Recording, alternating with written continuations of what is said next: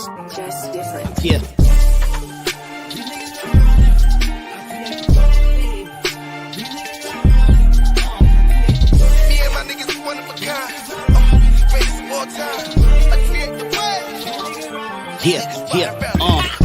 Fuck it, I'm stuck in my ways. Paper is all we about, nigga. All that beefing for the lame dudes. They just be running their mouth, nigga. Had me call a Brook and Rumble. Had them grimy niggas run up in your house, nigga. Cannon all up in your mouth. Ugh. Rick James on your couch. Whoa. Cheddar bang with the cloud. Oh, Barry Blue with the account. Oh, only losers talking down, but looking up to me when I come around. That's why I got the crown. These dudes ain't ill rapping, they frail, nigga. That shit I can't feel, lacking the skill. I'm sleeping on rappers like Bill after the pill, yeah. Fuck is on your mind, boy. Came back to put you niggas back in line, boy. Get a good looking niggas on your side, boy. Oh, bitch, niggas, whole click a bunch of tomboys. God, Staten Island, yeah, it's mine, boy. I ain't trying, I just do it on the side, swear to God. How y'all in the booth all day and still playing catch up? You ain't even got a job. Defeat these niggas in my leisure. Beastin', rest in peace when I'm on that feature. Beastin', he's rapping, immaculate, feed him. Niggas G'ing him if they saying they seeing him. See me and my niggas one of a kind. Probably why everybody be so mad at us all the time. I ain't aiming at nothing, I'm just detonating the bomb. It's a blending new line since we messing with niggas' minds. Fuck around and have a Billy in a P-coat. Just a rego for a grip. Leave a nigga stitch on the lead low. To me, you niggas is fruit of the loom. They keep it brief though. We on leave a nigga reformed. I ain't meek though. See all of my niggas riding in the streets though.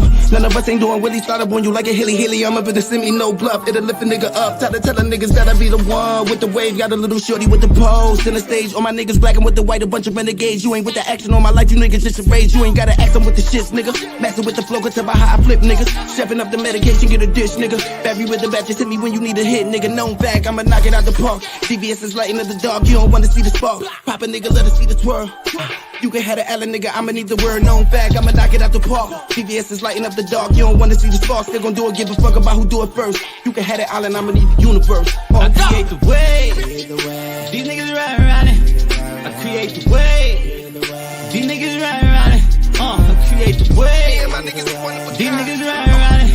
I create the way. These niggas riding around it. Yeah. Fuck it, I'm stuck in my ways. Paper is all we about, nigga. All that beefing for the lame dudes. They just be running their mouth, nigga. Me and my niggas one of a kind. Greatest of all time. I create the wave. These niggas riding around it. What's good, y'all? What's good? You already know. Yeah, we in the building. We back. In the city. T-Time, Big Fan Breezy. You know the vibery. Yep. It's good with y'all out there. You know what I mean? I see y'all in the building. Talk to us. You heard? Yeah, man. We back, man. Shit. If you watching us, you can hit that like button, man. Appreciate it, man. Share, subscribe on YouTube, on Facebook, everywhere, man. Twitter as well. Shout out to Twitter. I've been getting love on Twitter, man. I've been, even with our page, I've been jumping in spaces, kicking it with, you know what I'm saying? There's been a lot of love. A lot of people said they was going to show up and, show some love to the podcast. So shout out to them.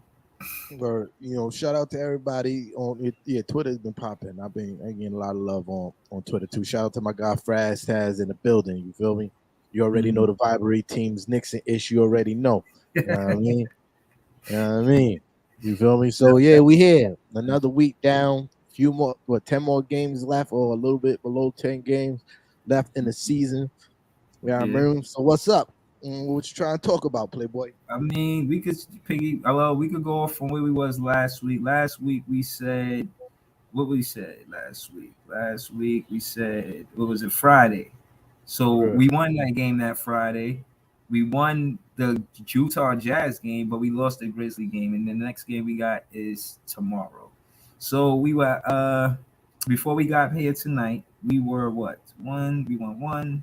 No, we lost. We were 2-2. We lost. Well, that was Friday. So technically, we were 2-1. It's a winning record, so I appreciate it. We went 2-2. You feel me? We went 2-2. Friday, we beat the Wizards. We lost against the Jazz. We lost against the Hawks.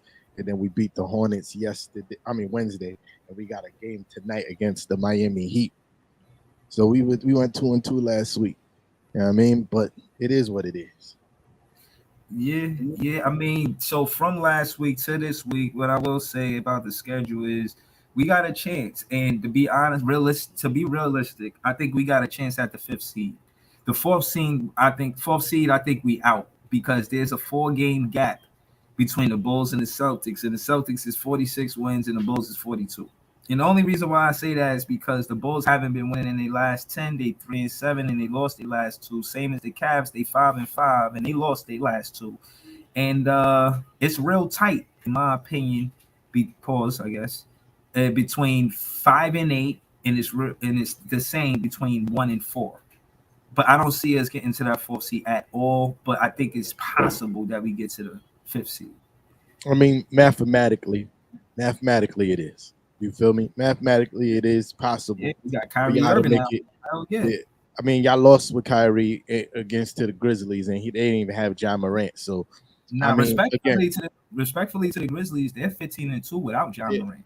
That's cool, but not every team has Kyrie Irving and Kevin Durant on the same team. You feel me? So no, but I can speak to it because I feel like I wasn't done with what I was saying. You feel me? I was talking about the realisticness of y'all actually making it to the 5th seed. Like 6th seed, it was the same thing because it's a 1-game difference. You feel me? Like y'all, so literally, right? Y'all 4 games, 3 games behind the Cavs, 4 games behind the Bulls. So with 10 games left, that means you would have to win all 10 games. And then they would have to lose 4, like for y'all to make it, to pass them. You feel me? Like they would have to lose 4 games, y'all would have to win 10. That's what that means. So we got 9 games. We got 9 games left. So okay, even worse. You feel me? Like that means you're 4 games behind. That means you have to win all 9 games. Worse. And they will have to lose at 4. You feel me? And if you don't win all 9 games, that means they have to lose more games than 4 in the last 9. So mathematically, yes, y'all, it's possible, but realistically, it's highly improbable. I disagree with that. I mean, the Bulls are 3-7 in their last 10. The Cavs are 5-5. The Raptors, what I will say is that they're the toughest team from 5 through 8. The Brooklyn Nets and the Raptors, respectfully, because they're 7-3 in their last 10. We're 6-4. And the top 4 teams, the Heat, they're 6-4. Bucks 8-2. Sixers 6-4. Celtics 9-1. The biggest win streak is the Celtics with 5-game win streak. Other than that, the biggest win streak is 2. These top 4 teams, besides the Celtics, aren't playing that well. And I reiterate, the Bulls and the Cavs on a 2-game losing streak, and the Raptors just won 1. Their last streak. So that means they lost a game and then they won a game. These teams aren't playing that excellent where, I feel like we can't catch them. If anything, we benefit by having Kyrie now. And to speak to what you said prior, the significance is we needed that loss the other night versus the Grizzlies because KD shot 27 times, Kyrie shot 25 times, and it goes to show even with Kyrie, we can't play hero ball. We're not going to win games like that. When we beat the Utah Jazz, it's because of the contributions from Bruce Brown and Nick Claxton. We need our role players to step up, and we need Nash to sub out Patty Mills when he's cold, James Johnson when he's cold. We got other players that could go on the floor and be productive. We don't necessarily have to ride with the veterans because they're veterans, And on top of that, to land the plane, they're going to need that rest in these 9 games before the postseason. So a smart coach will start resting his veterans as much as possible. So, yeah, this is why I'm confident because when I look at the schedule, y'all on the schedule, I won't call that an easy win, but I say we beating y'all, Like, are y'all even playing to get in or what's going on? Y'all haven't had an easy win against us in like 6 years, bro. Like, y'all won, but none of those wins was easy. So chill out, bro. I mean, Kyrie wasn't there. He was there for a lot of them. What are you talking about? You feel me? Like, what are you talking about? So, yeah, chill out, bro. Like, you talking real spicy. Chill. You feel me? Chill. Like, but, shout out to my guy, Matty Smooth in the comments. I see you, Brody. But like I'm saying, bro, for y'all to make the 5th seed is a major stretch because just like you said, you also got to hope that the Hawks, I mean, not the Hawks, the Raptors, play bad as well, and they 7-3 in their last 10. Like, so you guys also got, for you to make fifth seed, there's 3 teams that have to shit the bed for y'all to make fifth. You feel me? Like 3 teams, and I don't see all 3 of them shit in the bed, so y'all can magically make it to the 5th seed. 6th seed, I mean, mathematically it is possible, but realistically, nah. You feel me? Nah. Yeah, no, realistically, I think we got a 50% chance of. I mean, the biggest win streak that the Nets had thus far is 5 games. I feel like we do for a win streak plus 5+. You know, we came off a 4-game win streak just the other day, and then we lost one, then won one. And again, 5 games was where we cap off, and I just don't feel like we're gonna go into the postseason with only a 5-game win streak. I think it increases to 9. I'm saying that we get 9-game win streak going into the postseason. I don't believe you. I don't believe you. That's cool. I don't believe the Knicks gonna make it to the playoffs. I don't think we are either. So that makes 2 of us. You feel me? So, because I'm realistic. You feel me? Like, mathematically, we're not out of it. I mean, there's still a chance mathematically, but realistically, nah. It's clipped. You feel me? Because I keep it real. You feel me? But I'm telling you, you said y'all gonna win all 9 games. I don't see it. Y'all got a tough game tomorrow against the Heat. Yeah. And then y'all got another tough game March 31st against the Bucks. Like, I don't see y'all. And then y'all also play the Cavs again. And I just don't see y'all play us as well. I just don't see. So out of those, when you look at the schedule, what you figure the record then? How you configure the record? When you see our schedule for those 9 games, how do you configure the record after looking at it? I like the way the Heat match up against y'all if they healthy. You feel me? That could go either way. You feel me? That's a 50-50 game. The Hornets usually play y'all well as well. You know, they've been struggling, but they play y'all well as well, and they fighting for the same seeding that y'all are fighting for. So that's going to be a real crucial game. Like, these are games I can't call because they toss-ups to me. The Bucks, I think y'all going to lose that game. And of course, when you play us, I think y'all gonna lose that game too. So yeah, Why? There you go. Why do you think you're gonna lose to the Knicks and beat y'all 3 straight? That's cool. You feel me? That's cool. That don't mean you're gonna continue winning. Like, but realistically, how could you see us beating? How could you see y'all beating the Nets? Realistically, because I see us beating you because we're always like right there. They're always right there. It's always a tight game. It's always a 5, 3-point, 2-point game when it comes to y'all playing us. So yes, absolutely, I think we could beat y'all. So you talking about clutch games again? I want to go to that stat too. I'm gonna go to that stat.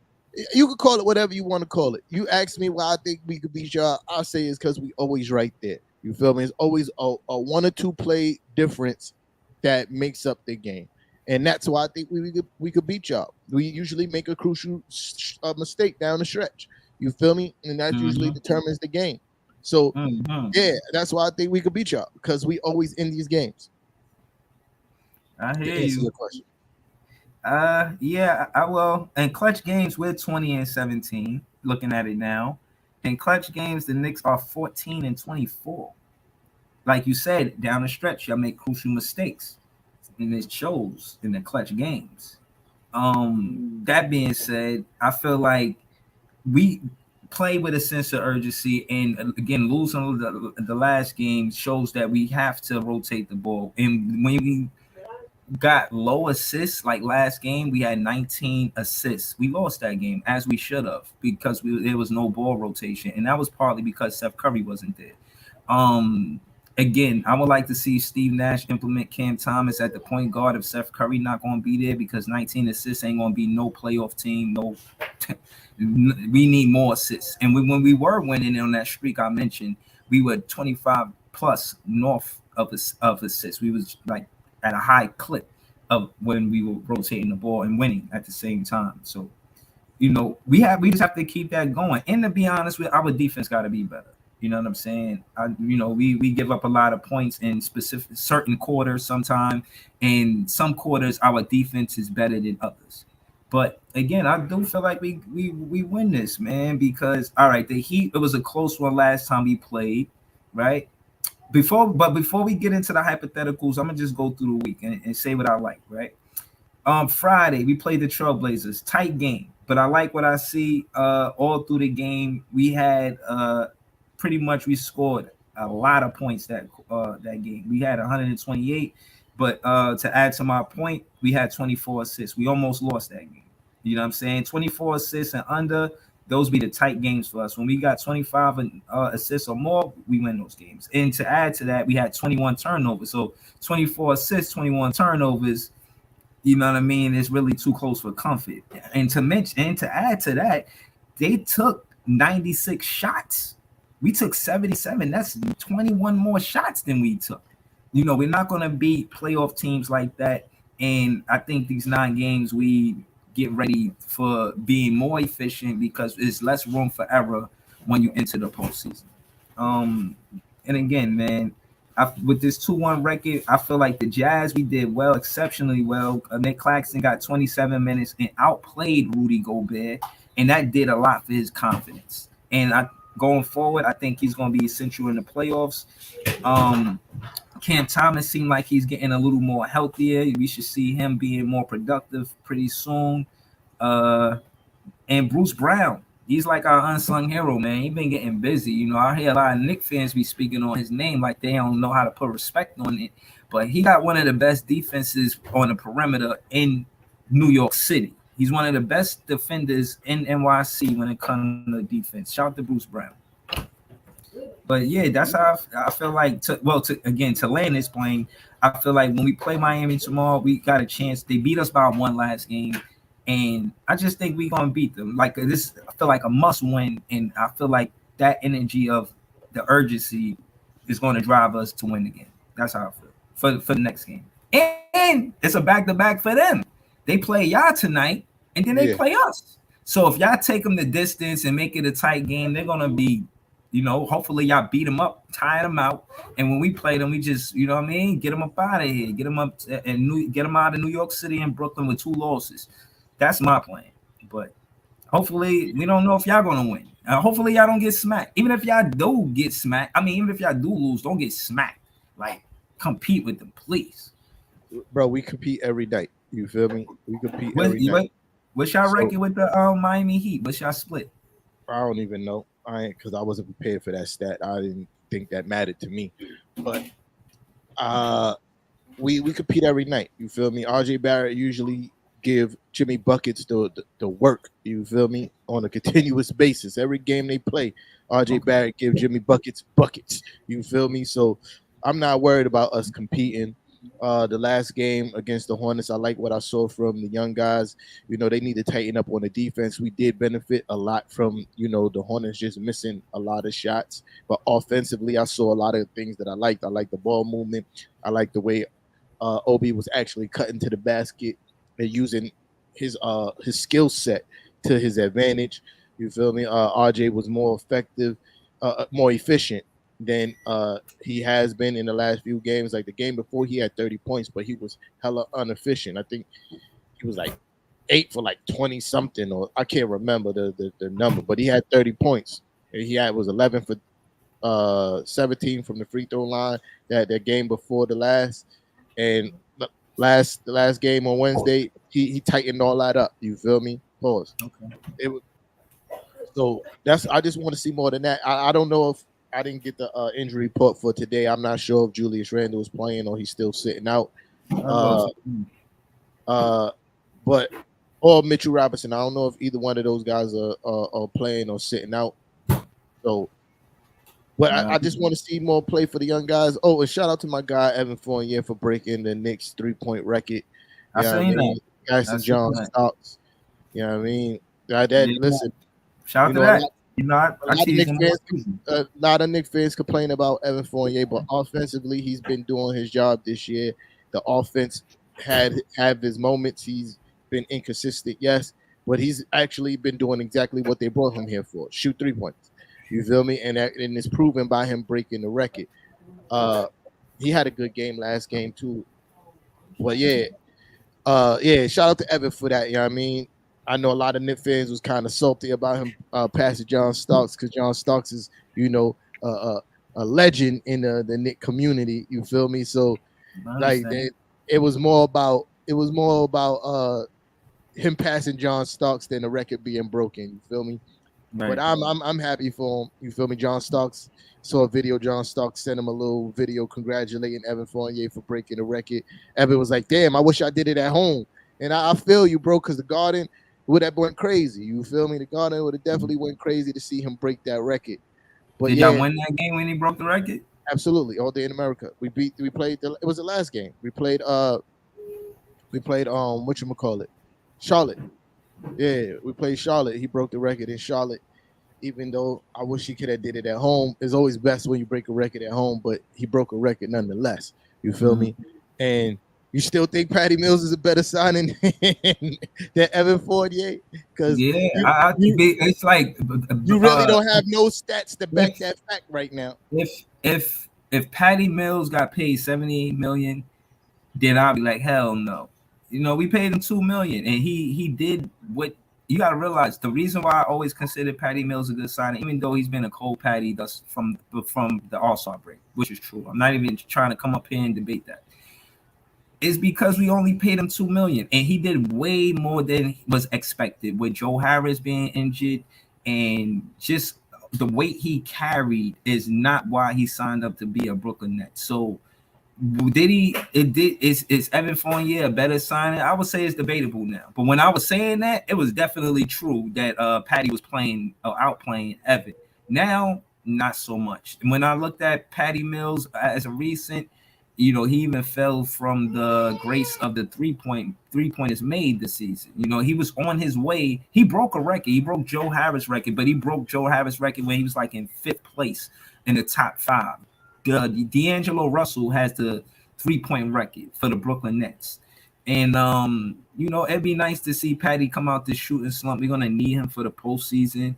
But, you know, right now, I'm a hold off saying that Patty is going to come out of this shooting slump. I would like to see Steve Nash be a little more flexible, with the rotation, with the roster rotation, and don't commit to Patty. If he's cold, put Cam Thomas in, put, you know, someone else in that can score the ball and will be more effective. Even if he's not a 3-point threat, he be getting beat on both sides of the ball. And I think that translates to sometimes how players play.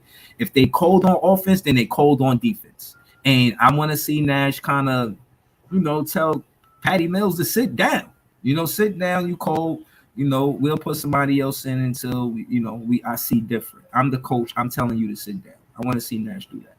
Yeah, you know, I would give you credit for that salary cap, the salary thing, if that was the basis of your argument all season, but it wasn't. You feel it me? was. Now, that was what I was saying. No, it wasn't. Not all season. You just started talking about that now. You wasn't talking about that all this other time. I've never once heard you say that, oh, the reason why Patty is better signing because we only paid him this much. No, it was your argument. I'll let you talk. Your argument was purely based around stats. You feel me? And now that the stats for Evan is better than the stats for Patty, now it's because we only paid him 2 minutes. Oh man, the way you make the goalposts is hilarious. I'm standing on what I said about Patty. We paid Patty $2 million. Y'all paid him $78 million. Saying, you ain't never dollar for dollar. He's worth more than Evan.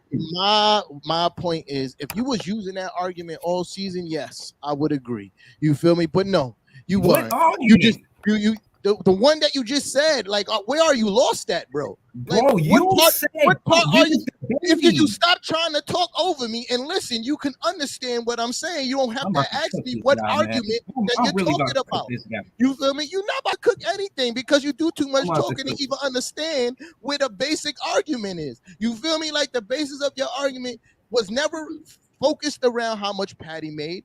All season, I sat here on this show with you, and then you go, oh, Patty is better because of stats. It was never because Patty better because he's doing this and he only makes this much. But now that Evan Fournier's season stats is better than Patty's, now it's because he's making $2 million. And you always move the goalposts, bro. Always. I'm not moving the goalposts, man. I'm telling you what it is. It was a back and forth. It's not like you just let me say what I'm saying and you said nothing.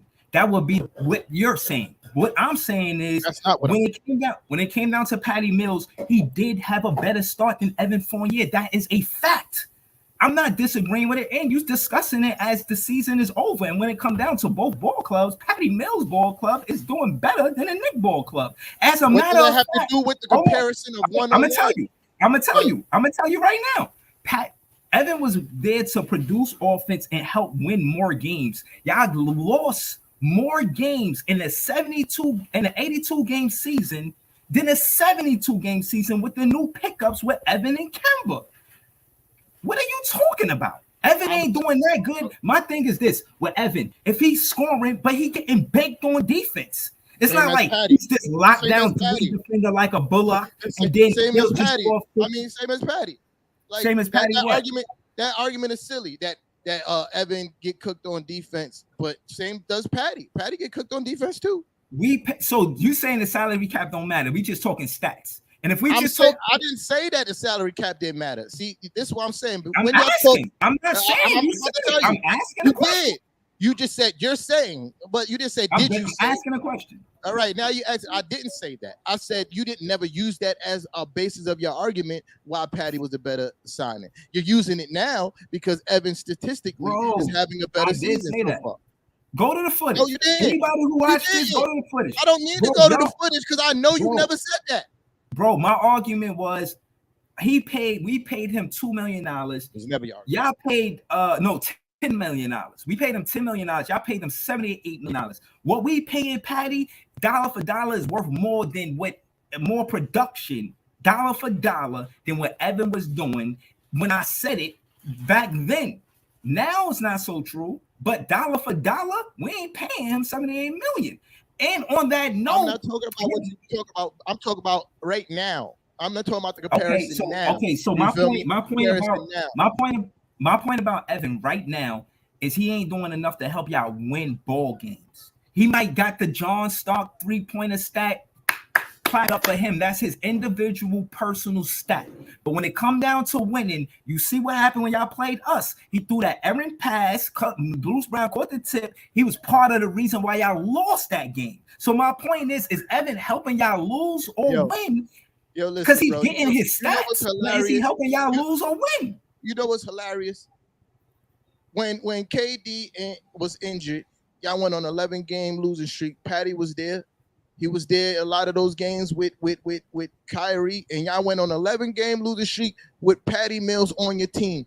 Patty Mills got a handful of games where he didn't score any buckets. So let's not pretend like Patty Mills is the reason why the Brooklyn Nets were winning or have a better record than the Knicks. No, that's not the case. You know the reason why y'all have a better record than the Knicks is because KD, Kevin Durant. You feel me? Because if that was the case, y'all would have found a way to snap that losing streak with the help of Patty Mills. But no, it didn't happen. It didn't happen. Patty was playing bad. He was what you called him, a cold Patty. You feel me? Yeah. So look, and Evan, we lost games, but Evan also helped us win some of our games.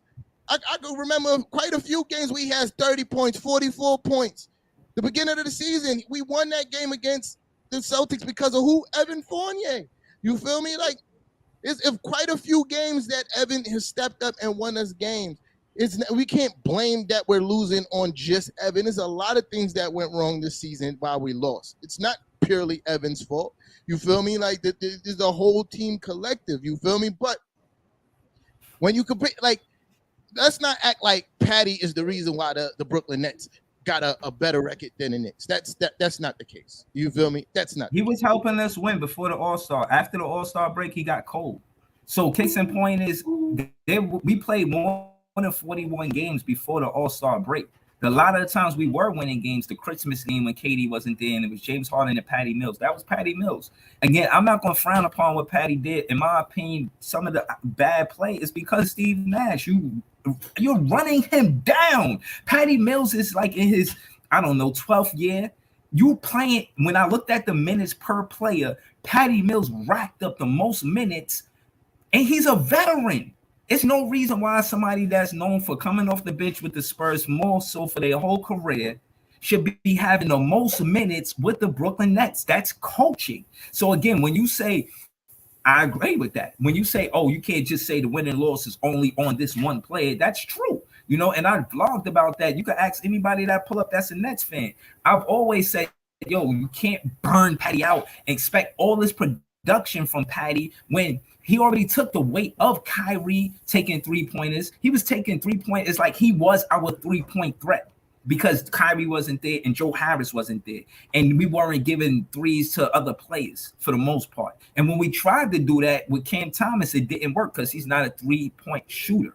Case in point is, I'm not putting all the losses that we got on. Or matter of fact, I'm not even putting all of the bad games Patty had on Patty. You see your player Cole, you a coach, you pull him out, say, look, sit down, get rest, maybe 2-3 days rest. And the significance of my argument to land his plane is he did it with Blake Griffin and it worked. So it'd be nice to see him do it with other players as well. So I'm not even mad at Patty for being cold. I'm more upset at Nash for burning him out, especially when we're going to need him in the postseason.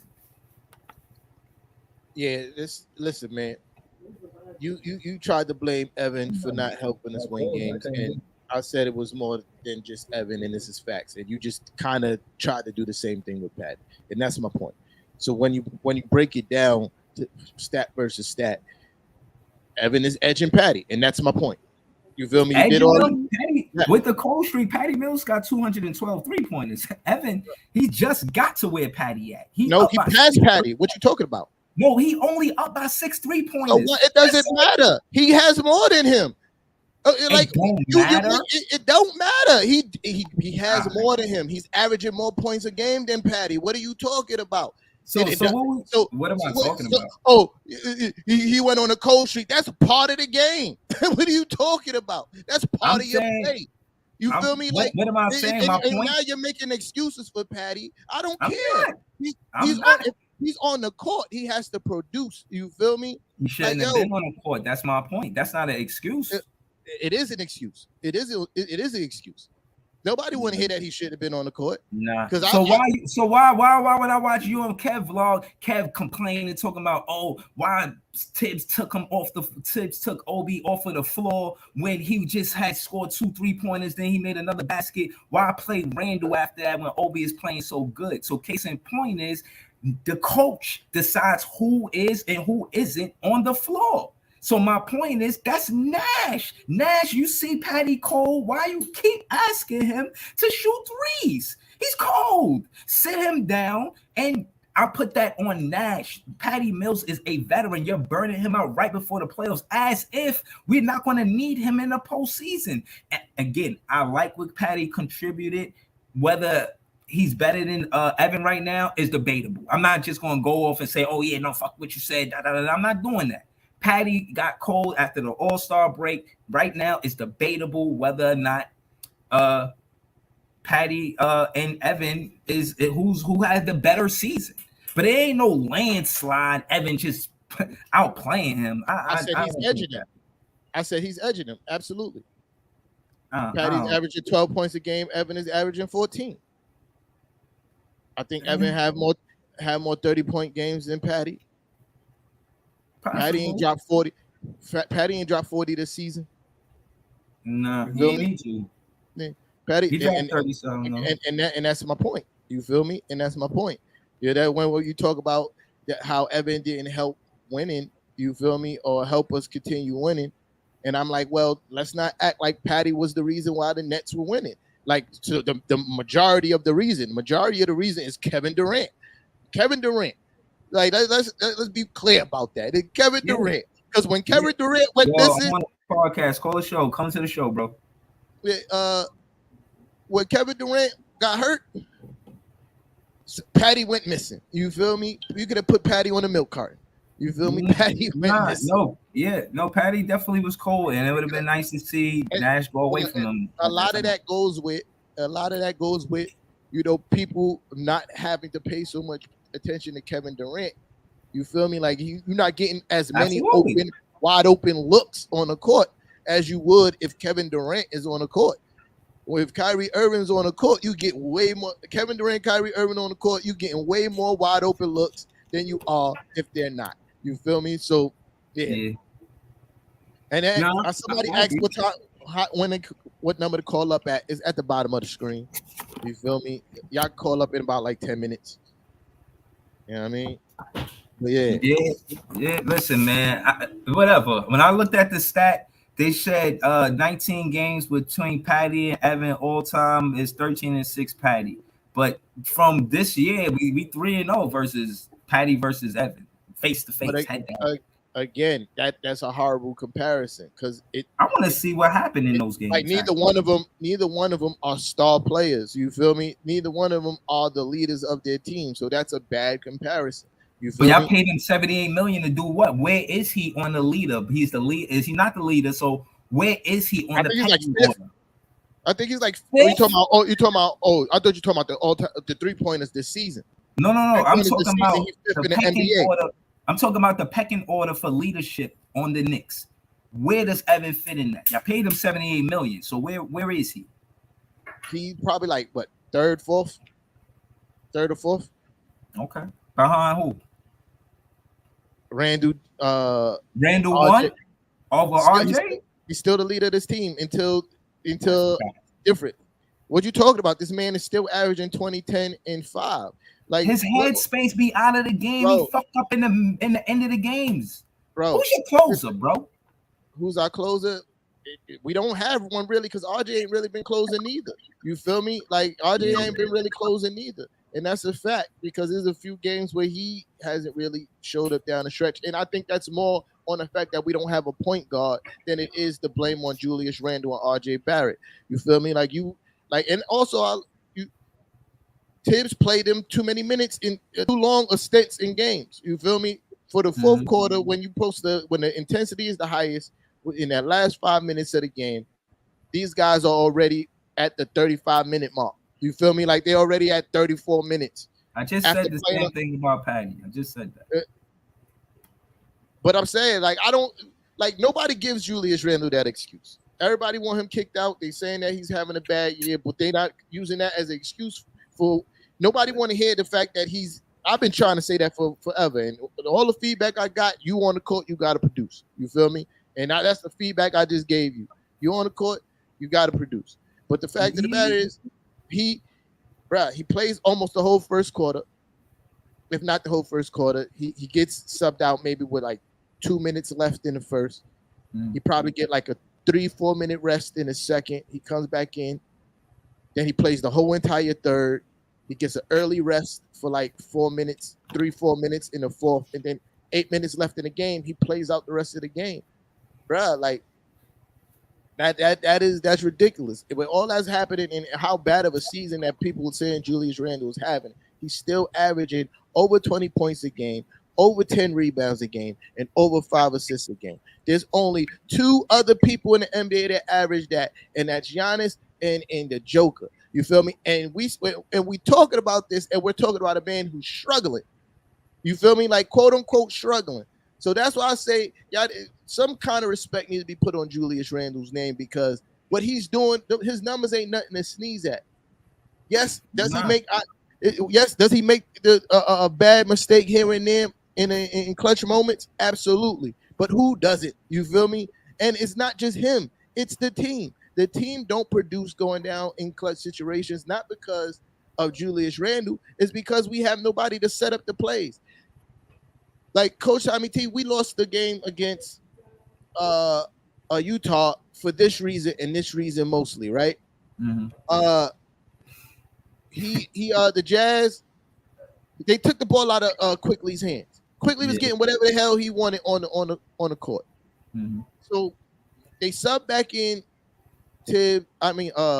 Julius Randle and took out Quickly. Then they put back in Quickly, but they had Alec Burke running the point, which don't make sense. Which don't make sense when IQ is clearly the best point guard on the team at this point. He gets wherever he wants on the court. He pushes the pace of the offense continuously. Like he's starting to get the best out of Obi again. Like the offense just looks better when he's on the court. They play with more energy and hustle because the pace is heightened and guys are scoring. That's the difference. With Alec Burke on the court, it's not the same. Quickly, when he drives, he's driving the pass and he's also a threat to score. Mm-hmm.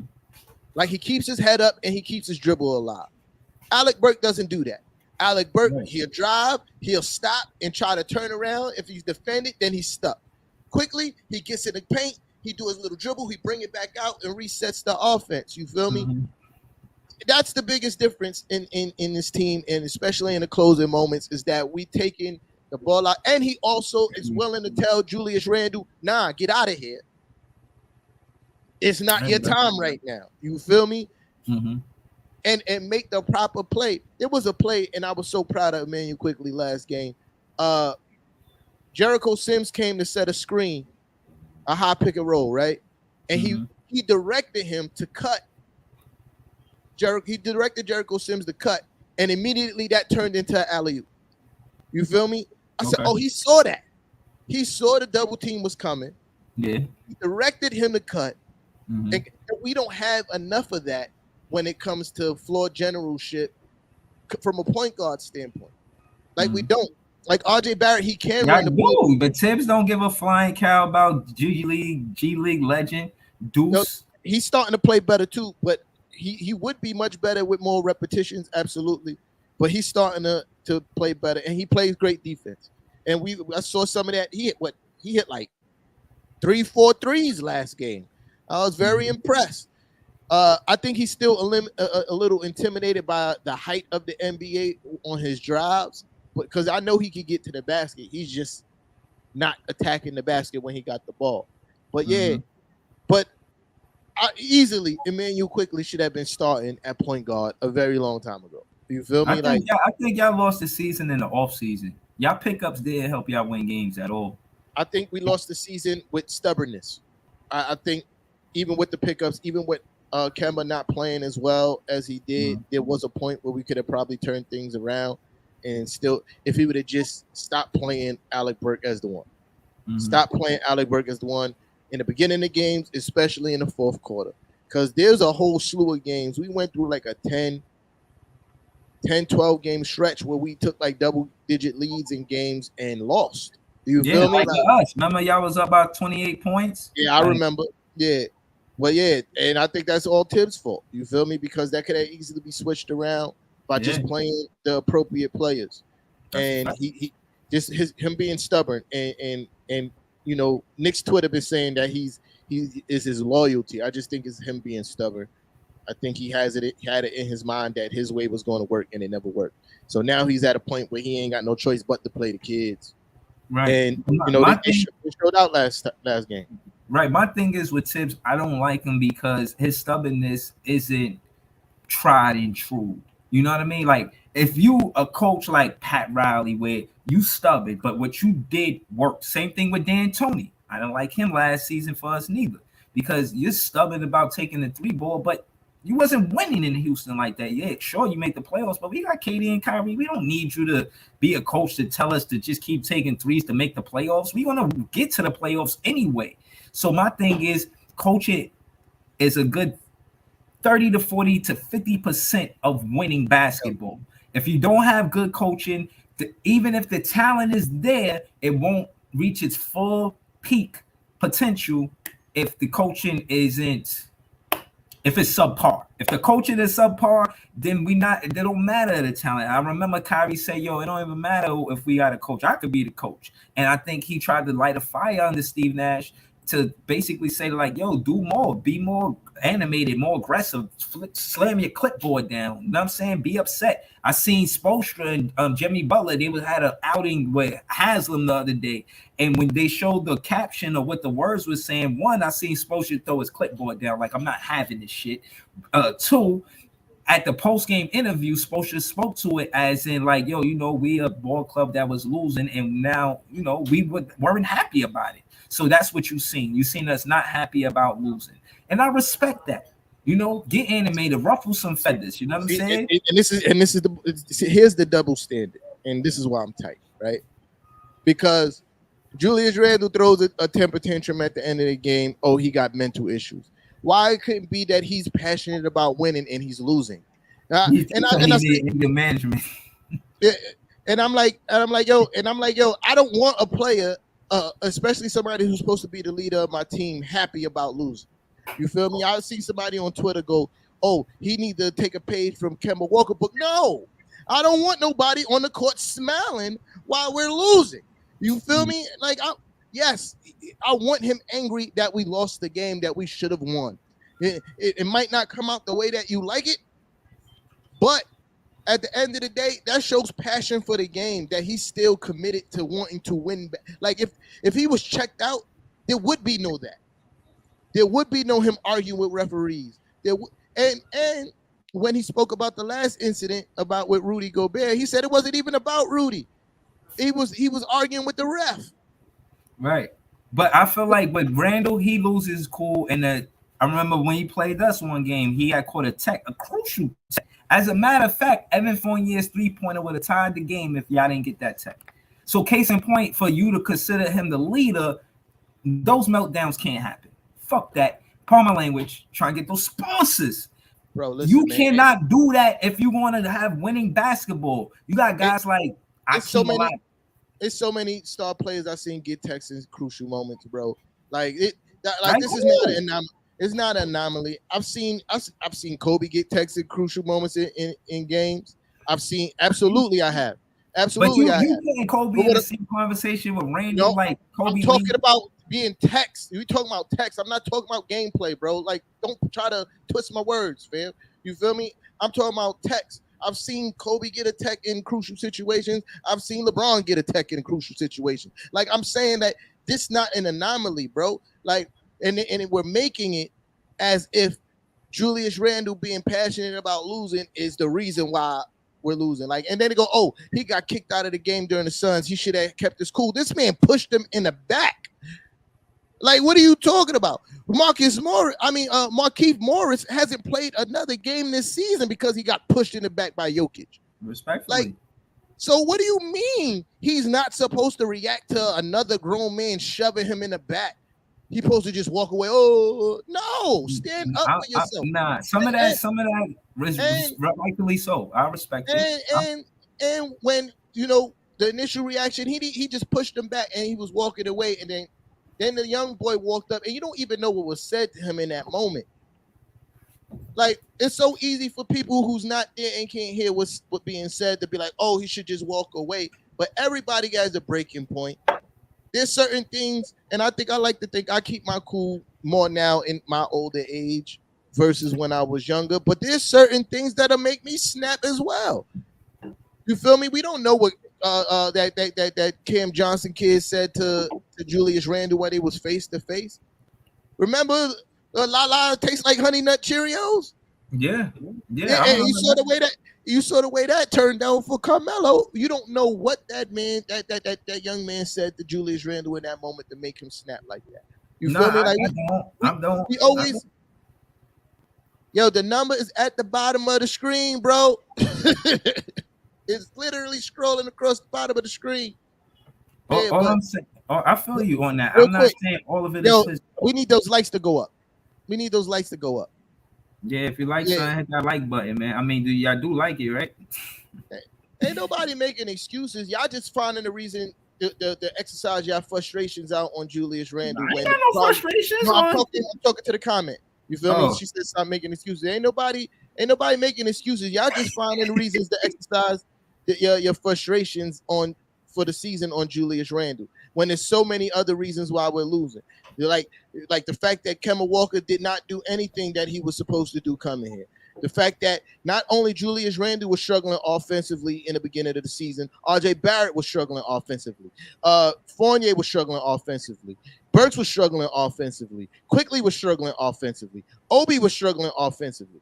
You feel me? I get Julius Randle is the star player, but at the same time, if nobody on your team is playing at a high level, you're going to lose. I don't care how great of a player you are.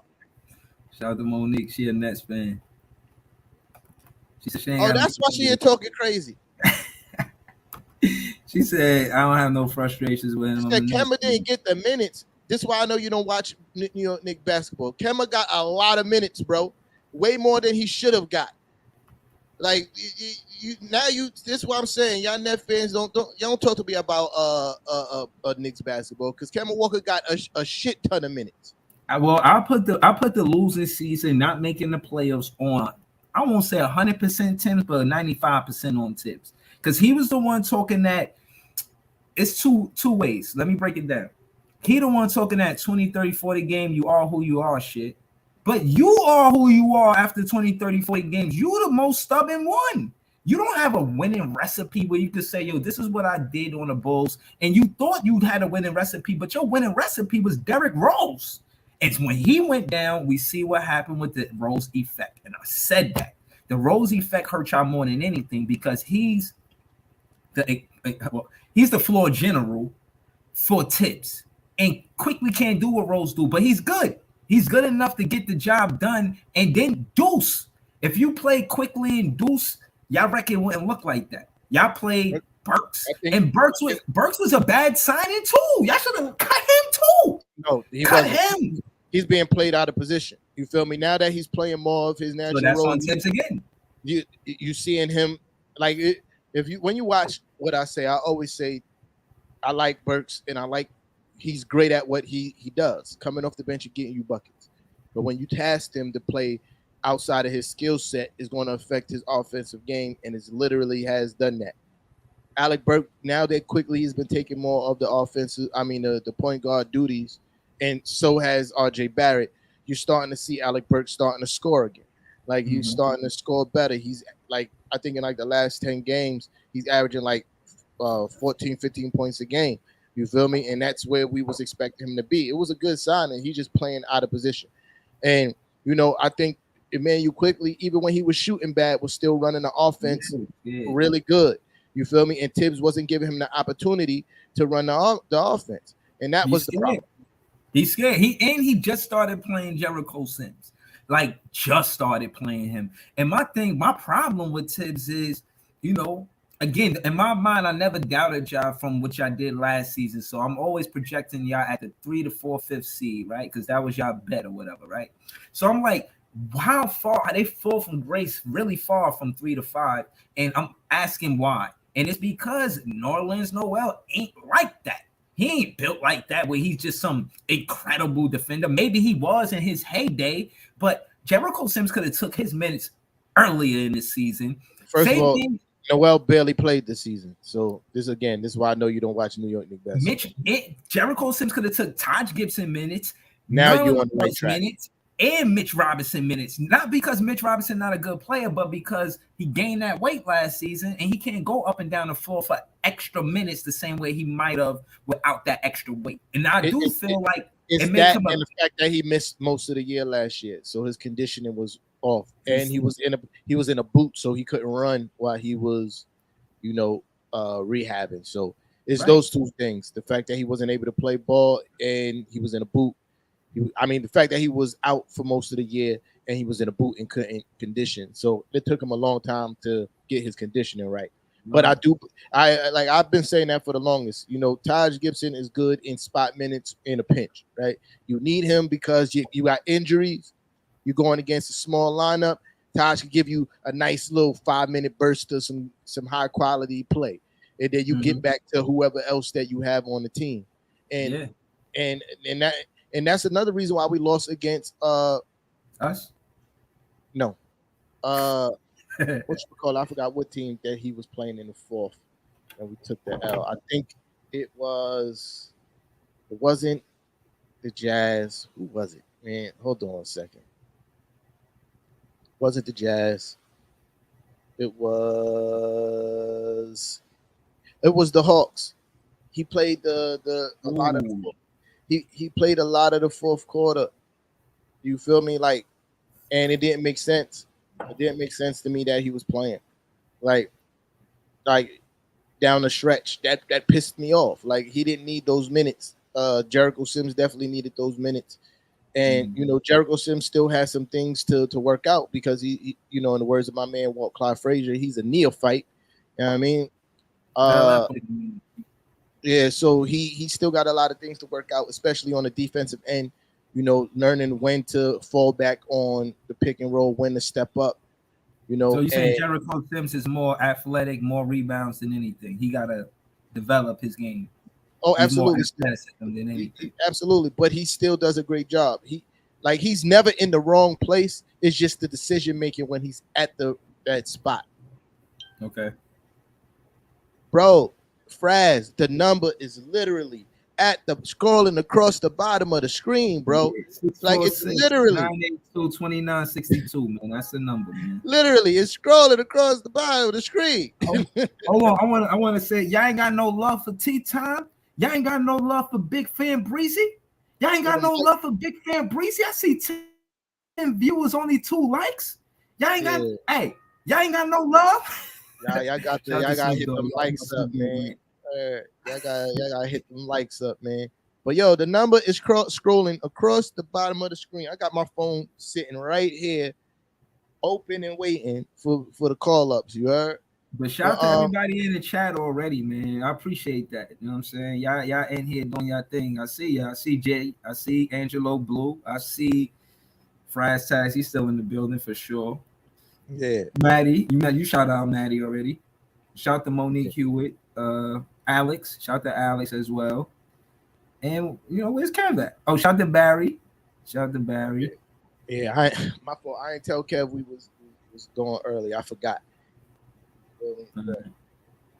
Yeah, I think he should know because you got a game tonight. But anyway, right. Yeah.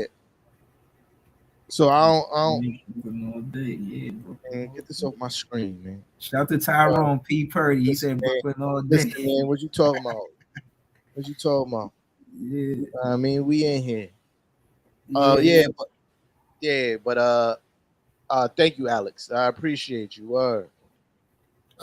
I just wanted to I wanted to get into thank you. We got 7 likes now. We appreciate that. Thank you. It helps the algorithms. And why y'all doing that? Share it. Share it to your friends. Share it to your family. Share it to your aunt that may came to town. Share. Just share it. You know, sharing is caring. You heard? Word. Sharing is caring, man. Let's get it. I want to what? No, I was just going to say that.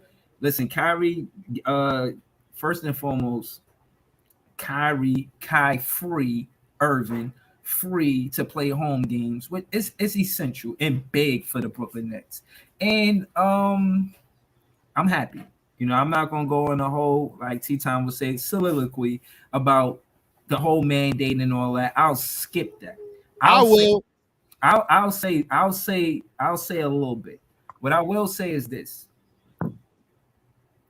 the unsung hero in this is really the Yankees. You know, we could say whatever about Kyrie and this and that. Kyrie not going to play no home games if the Yankees were in a similar situation. So because of the Yankees in a similar situation with players like Aaron Judge and so on, and I see him even pull up and show support in tweets of Kyrie Irving, help forward pushing the mandate for athletes to play at home. And again, it gave opposing teams a advantage over home teams.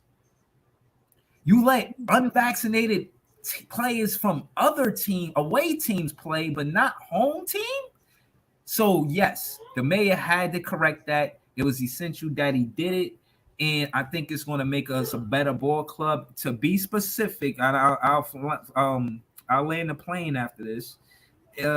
My thing is when it come down to the record, we had a winning record, a better record away games than we did at home, and that's pretty much on Kyrie Irving not being it and being there. So yeah, I think we win more home games now that Kyrie Irving is there. They can't do the same things they were doing to KD with Kyrie on the floor. I mean, and that's it. I'm happy that Kyrie's playing. I'll skip all the other shit. Yankees run the city. No, bro. I'm thinking. Although we got a call, bro. Yeah, they've been on hold for like almost 2 minutes now. Who run the city? Who this? It's all good, T-Time. It's me, Fraz Taz in the building. Knicks Yes, run the sir. city. Shout out to both of y'all on the podcast, man. Appreciate you, Fraz Taz. Team Knicks got to make an appearance in here today, though. That's a big fact. Team Knicks ish. You know you got to say who run the city. Team Knicks and Ish run the city. You dig me? You heard. All right, that's all you want to say, bro? Nah. I wanted to address the cap from Breezy because Breezy was so big. Now I want everybody to listen to this because everybody knows. Since he said run the footage, we're gonna talk about it because everybody knows you were a heavy advocate early on in the season for Patty Mills and True. how he was performing. Right? It Yes. wasn't about the argument that you presented today. Your argument was more centered towards who was performing better at that point, and you were definitely clowning Fournier because that's when the whole French fry Fournier thing came about and all that. Am I not correct? Everybody who was paying attention. You correct. Some of it is correct. Okay. Now you came on here today, switching your argument. Right? When we watched you podcast after podcast talk about Patty Windmills. Mm-hmm. Patty don't got no more windmills right now, you heard? So explain to me why your argument switched now. Okay, I'm gonna answer that. And I don't mean like, and I'm not rushing you. I'm not saying you gotta explain right. I'm saying like, why your argument switched now with Patty Mills? So I don't want you to feel like, nah, I'm coming at you wrong. I ain't trying to come at you wrong, bro. Nah, I'm telling the truth. He got cold after the All-Star break. Up until leading to the All-Star break and right after the Patty break, he ain't been the same. Most of his good basketball happened in the first 30, 35 games of the season. After that, he got cold. And Evan, Evan and Patty, they similar to being streaky players. And Evan, he wasn't far behind Patty when I was saying that. And I remember saying that because when I looked on the list, Patty was number 3 in the league for 3-pointers, and Evan was like number 11. So case in point, he was never off the radar when you look at the stats. I was just saying that to say back to the whole cap thing is that the production wise, we paid Patty Mills $10 million to do what he's doing. Y'all paid Evan what y'all paying him, and he's only averaging 2+ more points. So in essence, I'm not going to debate whether or not if T-Tom say that he feel that Evan is edging Patty right now, I'm not going to debate it. Patty's cold. Evan's been playing good. I'm not going to debate it. But the point is that that's where the conversation led to the coaching and how certain players was getting burned out. And if you was listening to T-Tom, he said it in his own words. Yo, Randall shouldn't have played those minutes. Then he should have played it in the fourth quarter. Or should have subbed these guys out and put these guys in. And that's what happens. And the significance of me saying that in my argument is that Patty Mills is a veteran more than Randall. Patty Mills 10+ in the league. Randall, 7, 8 in the league or something. So, I just put that more on the coaching than I did Patty Mills. But I can't back away from my argument, especially when y'all going to go get the footage. So it's either I stand on it or get cooked, man. And I'm in the kitchen, man. So what's up, man? I think he hung up. Yeah, I think he hung up. Yeah. Okay. But- Shout out to the Fries Taz. That's a dope question. 1, 2, 3, 4, 5, 6, 7, 8, 9, 10, 11, 12, 13, 14, 15, 16, 17. Patty Mills is 17 in the NBA in 3-pointers made this season. Evan Fournier is 7. Okay. Tables turn. Word. Yeah, just want to throw that out. No, I respect it. Just want to throw that out there. Word. But yeah, man. Back to the okay, now we're not mathematically out of it, but realistically we out of the play-in situation. Like realistic, we'll have to win the rest of our games straight and gotta hope Atlanta loses at least 4 games because we hold a tiebreaker against them. We beat them 3-1. Do y'all play it? Oh no, so y'all don't play it no more. Y'all played it we time. beat them 3-1. Yeah, we beat them 3-1. That last game kind of hurt though, because if y'all won that game, forget the fact that y'all swept them. Number wise in the standings, y'all needed that game. Yeah, we'd have been. I think we actually 5 behind them, not even 4. We 5 behind them. They brought us to 4. We lost a lot of games in like that Memphis game. that hurt big time too. We won those 2 games. We still very much in the race. 3 games back, right? But we lost both of those. Right. But anyway. Oh, he called back. My bad, Fraz. If you want to call back again, Brody. Nah, you was on the phone for mad long, man. If somebody else will call up, y'all. Fraz, you my guy, but gotta leave these lines open. I'm gonna get that off my screen. While we waiting for shout out to Monique. We ain't waiting. I was saying something. Go ahead. Yeah, but so I was getting to the fact of what's gonna happen in the off season and what we need to start looking at. RJ Barrett is in. I think he's in extension mode. You feel me? I think next year is the last year of his rookie contract. We got to decide if we want to extend him and give him the rookie max. I think we absolutely should. You got the Mitchell Robinson situation. I'm not too mad if he decides to leave. If he decides to leave, then it definitely needs to be a sign and trade situation. You feel me? Maybe we could get an adequate a guard for him. Package him maybe with some picks and get a decent guard. If he decides that he don't want to sign, because from what I heard, I think Mitchell leaving. He might. You feel me? And I'm not really mad at that because we got Jericho Sims. I think Jericho Sims is going to be better than Mitchell Robinson, but that's just my opinion. You feel me? So like I was saying, if Mitch decides that he doesn't want to re-sign, I think we package him with some picks. I think we definitely package it with some picks. We got Cam Reddish is going to be a free agent after this season. We got to figure out what we're going to do with him. Me personally, I think we absolutely re-sign him. We brought him here for a reason, and I think even though it was a limited playing time, the things that he started to show when he started to get more minutes is everything that this team needed. A lanky wing that can defend, could drive to the basket, and also knock down the open three. I know what you said. It just sounded wild when you said what a lanky wing.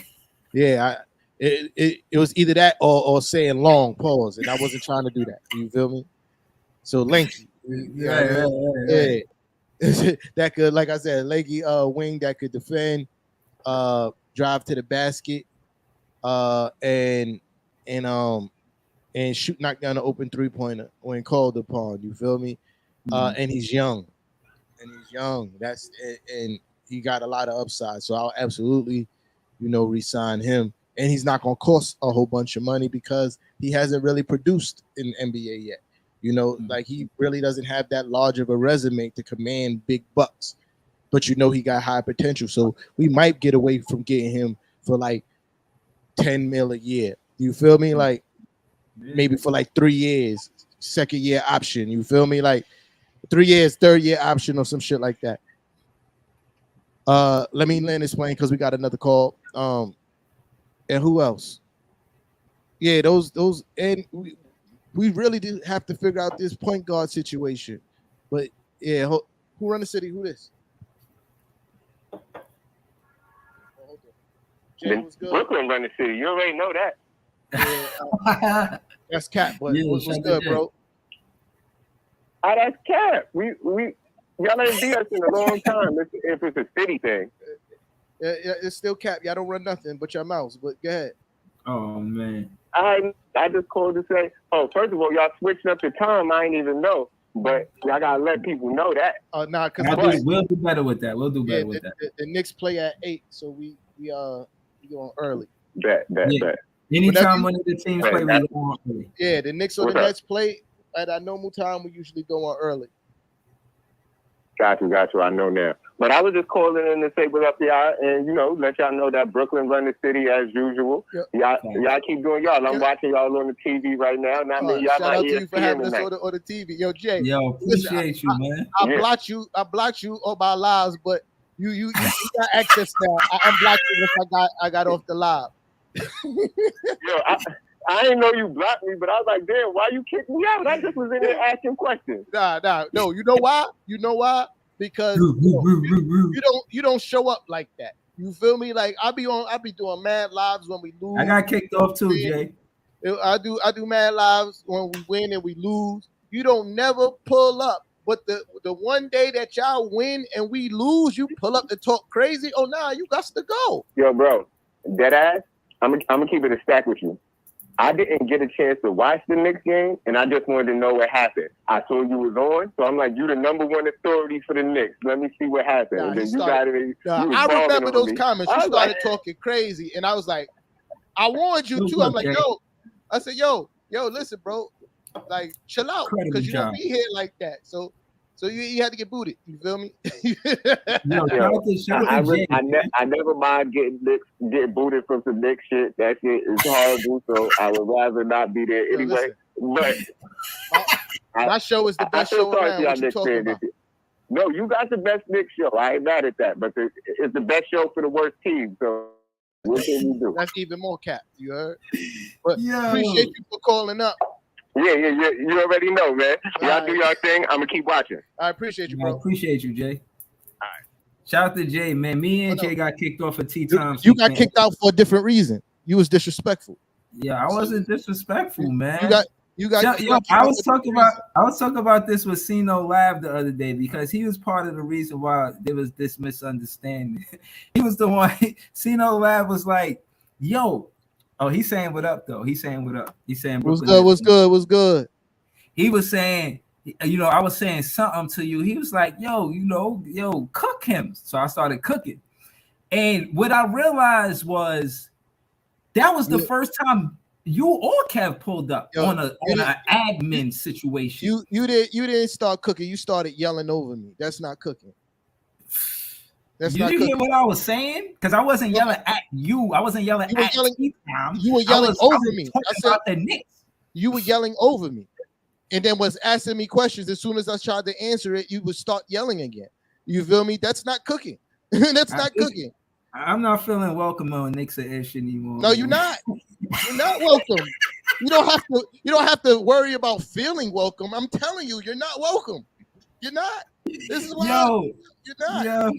Yeah, like I'm gonna find a way to troll that. And if you don't let me troll your page, I'm gonna troll all the other Knicks fan pages, and then I'm gonna blame it on you. I don't care. Nobody cares about you trolling. You act like you trolling is something that people are scared of. It's not. Y'all should be shaking in your timbers, man. No, we actually be in our group chat laughing at you.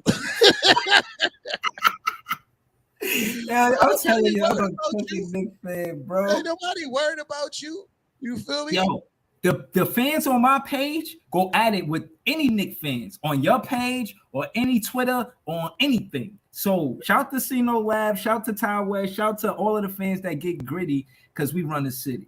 That's cap too. But I seen a chart. It said the second best player for each team. Ours was Kyrie Irving, obviously.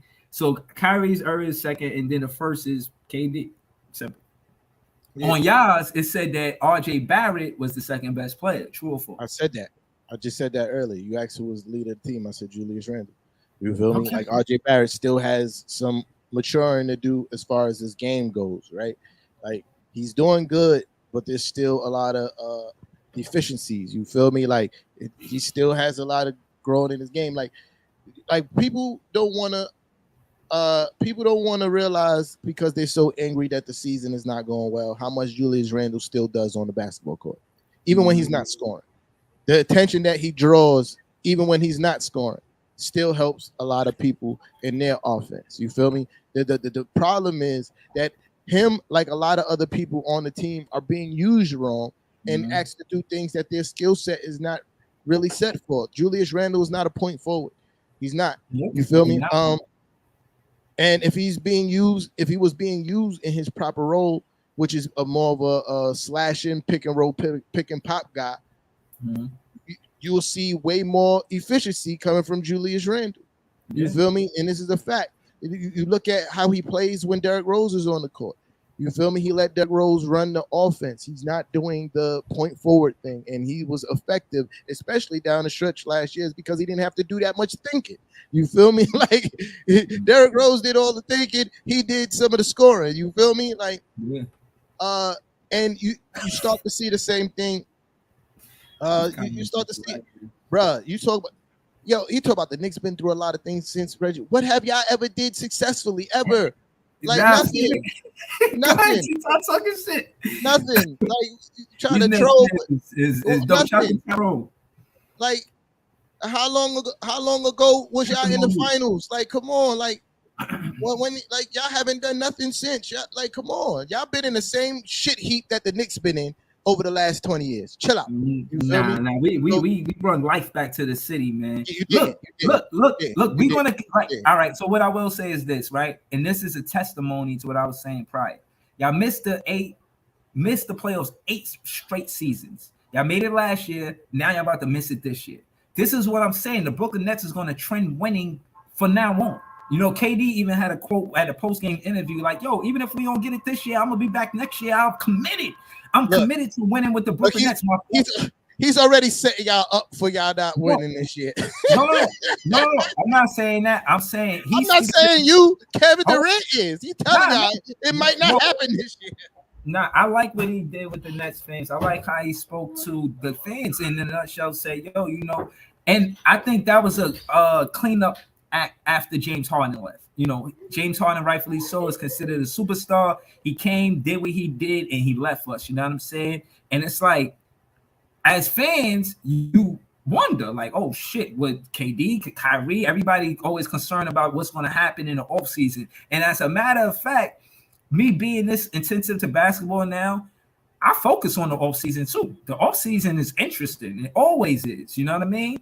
I said that to say I like KD's leadership on and off the floor. He just broke the record for points, but he passed Patrick Ewing, then he passed Jerry West, the logo, and he's been playing excellent since he came back from his injury. But I want to revisit one conversation with you that we had all season. You know what it is? The best rookie in NYC. I still got Cam Thomas over not Jericho Sims.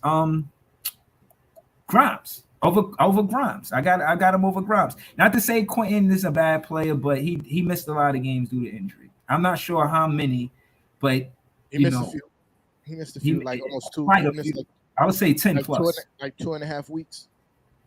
He was out for like 2.5 weeks due to injury. Then he also had COVID earlier. You know what I mean? Like, so yeah, it was he's a good player, but I don't think he outplayed Cam Thomas this season. I don't. Yeah. But yeah, nah. Quentin Grimes is still better, bro. So you're not going to give me that? You're not going to say Cam Thomas the better rookie? Why would I? Like, because Cam Thomas outplayed him number wise. Cam Thomas got game winners. Game winners as a rookie. Does Quentin Grimes have a game winner as a rookie? No, not a game winner, but I think that don't necessarily make him better. There's scrubs who have game winners. Like, what are you talking about? Cam Thomas ain't no game scrub. Like, I'm just saying, but my point is that game winners don't make you better. There's a lot of trash ass people who have game winners that's not really that good. So that's not can't be the basis of your argument of what's good. So what we should base it on? I still believe that Quentin Grimes is a better overall player. You feel me? Overall basketball player. When we talk about both sides of the ball, I'm going with Quentin Grimes. I got Cam Thomas a better offensive player than Quentin Grimes. And Quentin Grimes definitely ain't no go-to player. You can't go to him for the last shot of the game. You can't go to him to knock down a 3 that y'all really need. You're talking about offense, and I'm talking about overall basketball, and I'm taking Quentin Grimes. You feel me? Like you could keep on saying that. I'm not saying that he's a better offensive player than a better scorer than Cam Thomas. I'm saying he's a better overall basketball player. You feel me? I kind of disagree with that after what I've seen thus far. Quentin Grimes is a better 3-point shooter, and he's a by far better defender. You feel me? Like they put Quentin Grimes.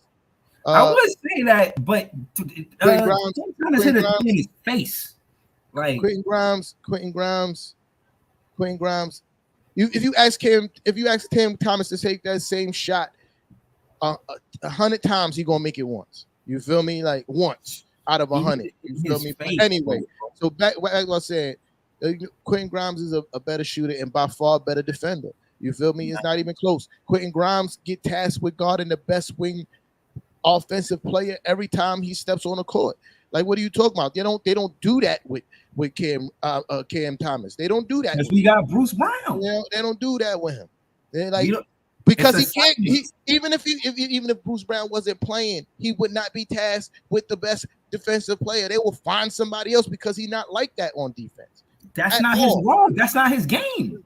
But And- even when he got drafted, when you say, "Oh, Because this is the pros It's and a cons," deficiency part of his game, bro. Is a deficiency in his game, and that's like just like right now, the deficient part of Quentin Grimes' game is scoring off the dribble. He doesn't do that. You feel me? Right. But he's a better defender. That's why they put him on the best defenders. You can't say, "Oh, it doesn't matter because that's not his game." It's a part of that game of basketball. It's a deficiency in his game. That's why he's not tasked with that role. You feel me? But Quentin But he's Grimes is still tasked not with better that role. than he's as far as play. I know what you're saying. Far as the all around and this and that. But when I look at the stats, nah, he didn't play better. He didn't have a better rookie season than Cam Thomas. That's my point. Again, I guarantee you looking at purely just offensive numbers. You're not looking at defensive numbers because when you look at their defensive rating, which I did a while ago, it's leap years difference. There's like 80 people when you just caught it's like 80 people between the two of them when it comes to defensive rating. 80 people. It's not even close. 80. That was them. And who he locked That's down. still Like, now. and when you watch the games, he's such a great defender. Who did he ever lock down this season? Darius Garland, and Darius Garland's averaging 25 points a game. I watched that game when he shut Darius Garland straight down, and he's Okay. averaging 25 points a game. That's one game. That's You one ask me game. who? You feel me? And Like, y'all lost that game to Cleveland. no, we didn't. Not the game that I'm talking about. Nope. Thank you, sir. Okay. Thank you, sir. You feel me? Like, but my facts still remain. He's a better defender than what's his A face? better Cam all-around Thomas. play? Nah. He is. Nah. He is. I would say that he out rebounds Quentin Grimes. And he yeah. I give Quentin Grimes the defense, but offense, playmaking, offense, scoring, and playmaking, and rebounds, I give to Cam Thomas. That's three elements of B-ball that he's better than Quentin Grimes in. Like, it's not even a debate. You know what I'm saying? Like, Quentin Grimes, what you're saying is true. You know, it is. He's a better defender and a better three-point shot. But how many three-point shots does he take a game? I've seen Tibbs do him dirty. He had like 8 points in the first quarter when he played us, and then he just sat the whole game into the fourth quarter. You know what's mad funny is the fact that you sat here and tried to talk about roles and what people are tasked with when it came to Cam Thomas, but you don't want to realize the fact that that's not Quentin Grimes' role to shoot a lot. He's not. That's not his role to shoot a lot. Okay. RJ Barrett, and he's usually paired with RJ Barrett or Julius Randle on the court. And Emmanuel Quickly. You know how many people ahead of him to get a shot before him? You got Julius Randle, RJ Barrett, Evan Fournier, Alec Burke, Quickly. That's 5 people right there that was going to get the shot before what you call it, Quentin Grimes, right? But the one game that he did get the adequate amount of shots, he dropped 27. I know it was his first game His first start, not his first game. start. His first start. Yeah. Like, but it's like, come on, man, you gotta give me more than that. When I looked at the top rookies, right, for 3-pointers this season, he ain't on that list. I just checked now. Quentin Grimes made he made what? The 69 3-pointers this season, right? The top rookies who have the most 3-pointers this season is Jalen Green, Houston, Highland, Denver, Cunningham, Detroit, Duarte, not with Indiana, and then Man for OKC. And the numbers, to be specific, is Jalen Green 116, then it's 112, then it's 107, then it's 94, then it's 93. And yeah, you can contribute some of that to the injury, but all of them start. You talking about everybody who start for their team. It was super high draft picks, but you talking about Quentin Grimes wasn't on that list. Neither was Cam Thomas. He won't be on that list for 3-pointers. I'm gonna guarantee you that. That's my point. You feel me? We're not talking about Quentin Grimes compared to those guys. We're talking about Quentin Grimes compared to Cam Thomas. I'm saying, how strong is he behind the arc? Like, y'all make it seem like he's archer behind the arc. 69 3-pointers. 69, and he played. And you talk about how much was the top one? 100 and what? 100 and hold on, I'll tell you this now. 116. 116, and he got 69 and played not nearly half of the games that those guys played. Not nearly half.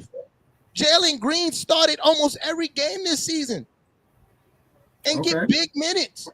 Like, what are we talking about? You talking about this kid got 69? He got 69 threes and played almost less than half of the games that these guys played. Okay. And he got 69, and the top guy got 116. What? Yeah. No, I see that. So yes, he is a strong three-point shooter. I'm not impressed, man. I'm not. He is a strong three-point shooter. Like, he didn't play half of it. And you talking about, and most of those guys you mentioned are lotto picks. All of them in the lotto, getting major minutes. And then you got Tommy T up here talking about you got to earn your minutes. That's the way it work here. Like, what? You already know. Quentin Grimes didn't earn more minutes than Alex Burke? Okay, cool. No, Quentin Grimes, look, I'm on the fire Coach Tommy T train myself. You feel me? But Quentin Grimes when he was healthy, was getting a lot more minutes. You feel me? I do agree that it's cap when he talk about, you know, if you got to earn your minutes, because there's been times that, you know, Emmanuel Quickley absolutely earned the starting role at point guard. You feel me? Like, I don't even know how else to explain this. You feel me? Like, he absolutely earned the starting role, especially as of late. He's been actually absolutely killing. I think he's averaging like 17 points a game in like the last 7 games or something like that. Shooting like 48% from the field, like 40 from 3, like with like 5 assists a game or some shit like that. It's something crazy, like 4 or 5 assists a game or something like that. I ain't got the exact stats, but I'm giving a proximity. Like, he been balling out, coming off the bench. He absolutely deserved the starting role at point guard because he's more of a point guard than Alec Burke. You feel me? There's no way that you could have told me that, you know, 37-year-old Taj Gibson deserves more minutes than Jericho Sims. Crazy. Don't make sense, right? Don't make sense. And even when you go down to when Cam Reddish was sitting on the bench, you can't tell me that Cam Reddish wasn't busting Evan Fournier ass in practice every night. Like, you can't tell me that. You cannot tell me that wasn't happening, bro. Because you could just look at their games and know for a fact that Cam Reddish was giving Evan buckets, because Evan can't check Cam Reddish. You feel me? Like, so I don't believe him when he say that. Like, he has favorites. You know, he has favorites, man. He has favorites. Yeah, and he definitely do. And Alec Burke is definitely one of his favorites. Alec Burke is definitely one of his favorites. You know, he has a shorter leash with Evan than he does with Alec Burke. But it be sometimes I'd be like, bruh, like you just leave quickly running the show down the stretch, because he be getting where he wants to go, and he could make the big shot as well. Like, Quickly, and that's one thing I like about Quickly the most, is that he has absolutely no fear. Like, he gonna shoot that rock. You feel me? Like, he don't get, like, the big moment, he gonna shoot that rock. You feel me? And I think, and he not afraid to tell Julius Randle, get out of here. We're gonna run something different. You feel me? Like, and I think that's needed. Like, every star need that one player, except for when it's down to the last shot. You got to give the star the ball.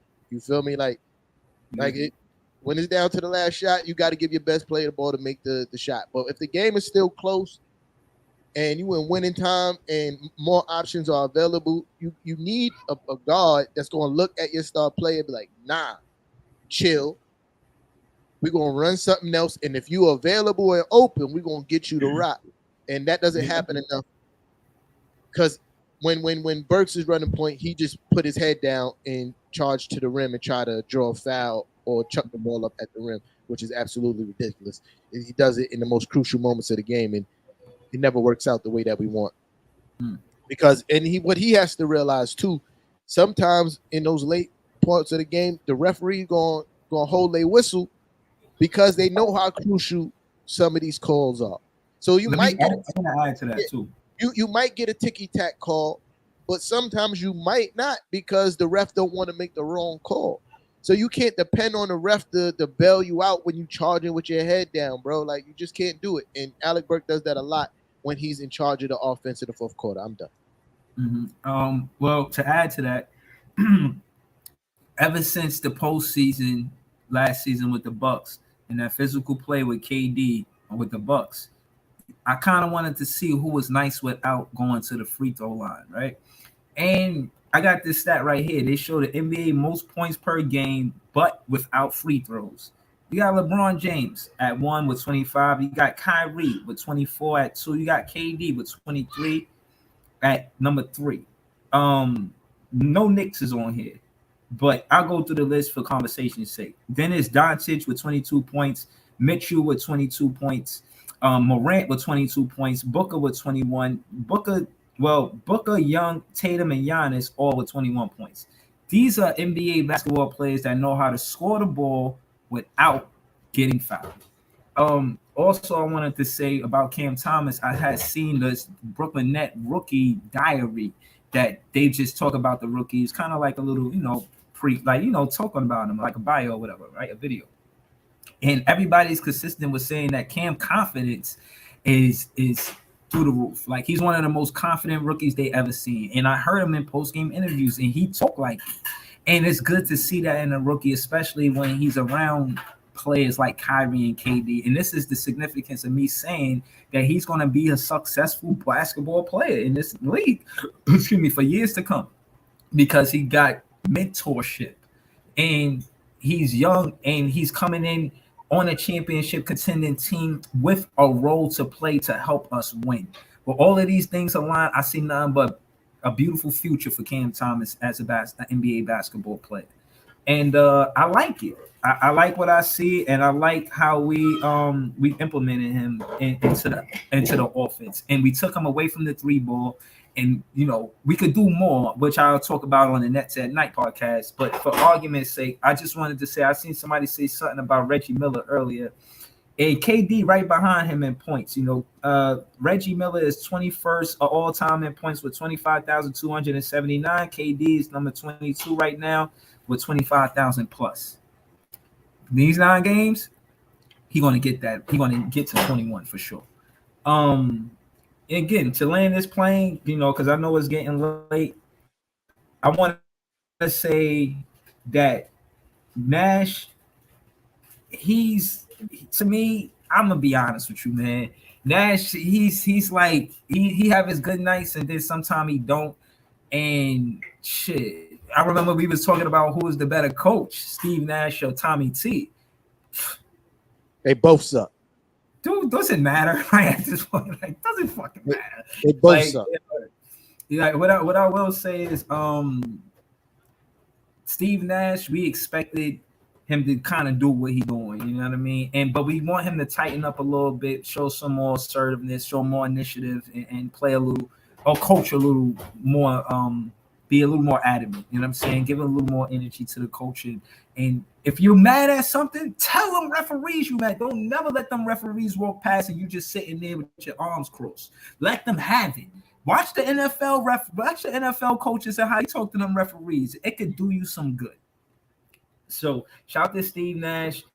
And again, these 9 games, man, I think we win, man. I feel like we gonna win this. And I know people probably wondering about Ben Simmons. Listen, until Ben Simmons come and actually put on a Brooklyn Nets jersey, because I seen Ben Simmons in some of the finest of threads. Nice chain, always looking dapper. But I want to see him in a Brooklyn Nets jersey. And until then, I shy away from conversation with Ben Simmons. They said that he just had a herniated disc. He got an epidural. He's feeling a lot better. He traveled with us to Miami. So that's a good sign that he may be in the roster rotation prior to the postseason or right around the postseason. So we waited it out and we'll see what happens. If he really got a back injury, that's rough because back injuries are crazy. feel me? Like I got a sciatica, and I know how that cripples me when my sciatica act up. You feel me? But that's rough. But yeah, I don't know if he's gonna play this season, bro. I just don't. If me personally, I'm not. Yeah, I'm not. Me personally, You know, if he's not back before the playoffs, I wouldn't play him this season. It just don't make sense. Yeah, I feel the same way. He'll mess up the chemistry. You know, teams know to leave him open at the 3-point line. Like, nah. And then you also think about somebody who was talking about he had mental issues.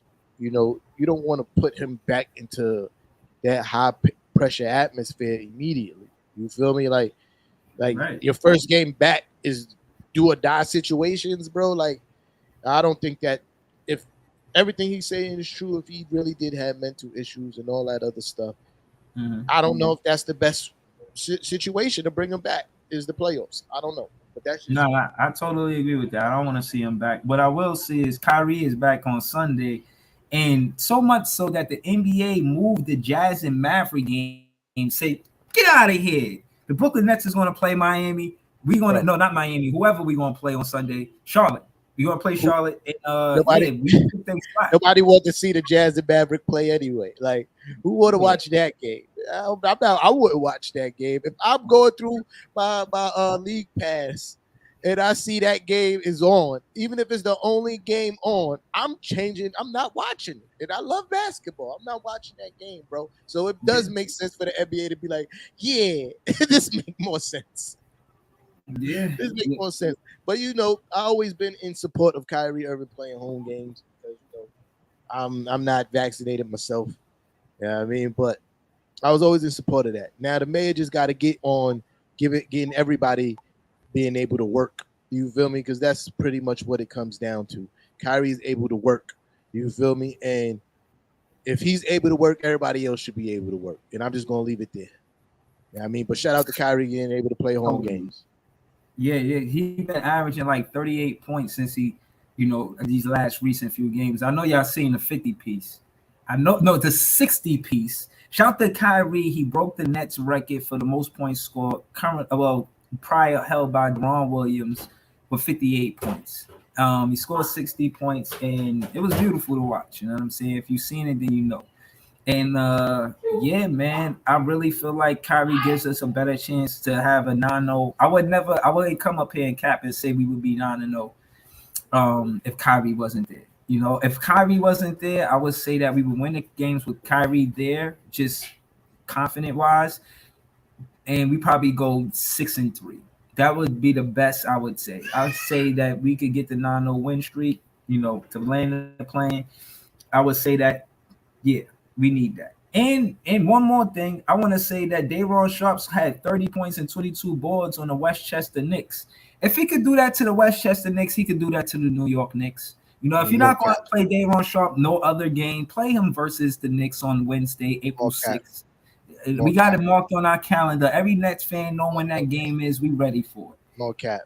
Like I said, a lot of people might not care about Jericho Sims going to dunk on him. Jericho Sims going to put him on a poster. Put who on a what? Day'Ron Sharpe poster. Stop it. I'm gonna buy it, and I'm gonna buy it. Look, after you do it, I'm gonna buy the NFT of it too. Watch. You funny for that. But listen, we're gonna see. We definitely gonna see, because again, I never sleep on the Knicks. It's a city game, and all those games are competitive. So I'm not gonna pretend like they're not gonna be there to compete. It's at the Garden. I doubt they want to get swept 4 games. In their last game, they lose to us at the Garden. If anything, I would imagine y'all would try to upset our playoff situation in some type of way, because y'all the third game before last. We played the last game we played, I think it's the Pacers. Then before that is the Cavs, and then it's the Knicks, the third to last game. So I imagine y'all could do some damage if we're not careful. So we're gonna go to the Garden fully focused. This isn't nothing about bragging rights. This is a must-win situation for the Brooklyn Nets. But I'm confident. Yeah, all I want to see is my young guys continue to develop. That's pretty much why we. I'm gonna ask you that later. Yeah, but yeah, all I want to do is see our young guys still develop. You feel me? That's my goal. You feel me? That's my goal, is just these last games, watching my young guys develop and play hard and go out there with the intentions of winning basketball games. You feel me? Like again, mathematically we're not out of it, but realistically, excuse me, it's clipped. You feel me? So a lot has to happen for y'all to make that play. Yeah, we gotta. We have to win a lot of games. You feel me? In the mostly all of them, and we gotta hope that somebody has a major meltdown. We can help y'all. We could beat this horse. Yo, Atlanta made me tight, son. You know, I don't be betting, but I was like, oh, Atlanta playing the Pistons. I put my $5. This right after they beat us. I put my little $5 up. Mm-hmm. Man, they got smacked by the Pistons. Mm-hmm. You gotta be careful with these teams, man. They be trying to compete every night. Yeah. So it's around that time. So you know, you got anything else you want to say? Nah, I'm good, Brody. All right. What I will say is we got 4 games before we see y'all next week. We play the Heat, Hornets. Heat on Saturday, Hornets on Sunday. We play Detroit, like you mentioned just now, on Tuesday, and we play the Bucks on Thursday. I say we go 4-0. You know what we got to lose? We have a bigger than 5-game win streak thus far this season. That can change. You want to say what? Oh, that's my guy. That's my guy, Jay. Jay, what's good, Playboy? Put your face in the camera so I can see you. What's up? That's my guy. What's up? Man. That's my guy. Yo, good to see you, Jay. He's smiling. He's like, yeah. You That's too. my guy right there, man. What's up? So, but I say 4 games, and we got, and again, like I said, I wouldn't have said none of this because out of those 4 games, we got 3 home games. Kyrie changes that whole thing. Can we beat Bucks at home? Yes. The Pistons at home? Yes. The Hornets at home? Most definitely. You know, so yeah, we got to fight in chance at being 9-0, or at least 4-0 for this next 4 games. I know that. Listen, I give y'all.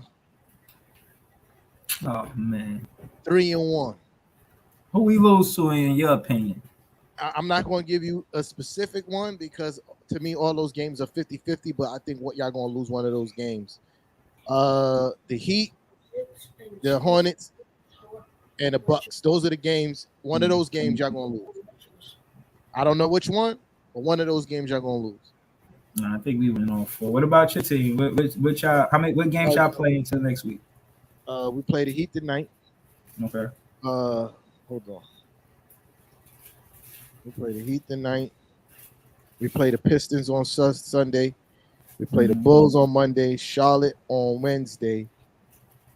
And we play the Cavs on Saturday, so that don't count. So that's 4 games. I'd say 2-2. Okay. 2-2. So fair to say that we're gonna start at. You want to start early, or you want to start at 7 next week? None of us got a game. We start at the regular time next week. All right. Yeah. So if y'all watching, man, like something, hit that like button, share, and we'll be back 7 to 9 p.m. next week, Friday. You know, we'll appreciate mention all y'all on the pull up. Yeah, we'll mention it during the week. This ain't the last time you'll see any of us. I think T-Tom, he's going live later. Absolutely, all day in America. I'm probably just going live to troll or whatever, but I'll be pulling up for sure. Shout out to Monique Hewitt. She been with us the whole time. That's a fact. Listen, I just want to shout Monique Hewitt out because I heard that this is Women's Month. March is Women's Month. And I'm saying you're a Brooklyn Net fan, you're more than welcome to split a live with me on my page and, you know, talk basketball. Tell me how you feel about, you know, basketball and just what your perspective is on basketball. We'll open up the conversation there. But this is KV, Knicks versus Nets, who run the city. The podcast, you're welcome, Monique. And I appreciate y'all. Like, if you like something, hit that like button, like, share, subscribe. And we still got one of the dopest intro songs in this podcast. This is all facts. There's no caps in that. You feel me? That's all facts. Yo, but we see y'all next week. If all my Knicks fans, I see y'all later. I holla. All right, peace, y'all.